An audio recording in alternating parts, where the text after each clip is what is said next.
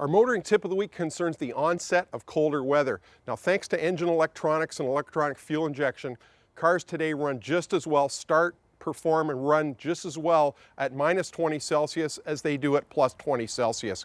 Gone are the days of changing thermostats and winter tune-ups and doing anything special under the hood in terms of tuning the engine for winter. We just don't do that. But one thing you really need to be cognizant of going into colder weather. Got a beautiful day today, but weeks from now, temperatures are going to drop. We're going to have snow on the ground.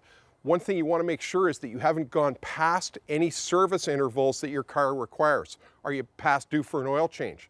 Are you past due for a coolant change? What about spark plugs? The interval's huge on them. If you're past that interval of replacing or repairing any of these parts, you want to do it before the onset of winter, because the car may start and run really well with worn spark plugs at plus 20 Celsius, but at minus 20 there will be a difference. So you want to check the spark plugs, you want to check all your lubricants. For example, some older cars still using 10W30 lubricants, but they're not acceptable for winter starting. So a lot of those older cars, you want to have 5W30 motor oil would be the prescribed weight of motor oil to use in those. Newer cars that call for 5W20, many of those have also a 0W20 synthetic as an optional motor oil. That would be the preferred motor oil for winter starts on newer cars. So look at your owner's manual, see if you can use a lighter weight motor oil, and if so, if you're due to change it, replace it. Same with coolant. You want to make sure that coolant intervals are adhered to and you've changed the coolant.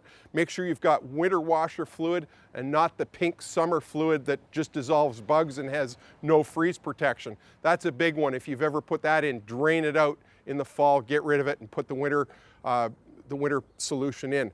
But the best tip I can give you if you want to be prepared for winter, get a full mug of coffee, fill the fuel tank, and drive 1,500 miles south. That's your motoring tip of the week. So here's the question, where were you 32 years ago? I know some of you weren't even a glint in your father's eye. As for me, well, I was in diapers but found time to get Motoring TV off the ground. And today I like to think we've got one of the best automotive video libraries in the world. If you agree, please give us the thumbs up and also subscribe. We'd really appreciate it.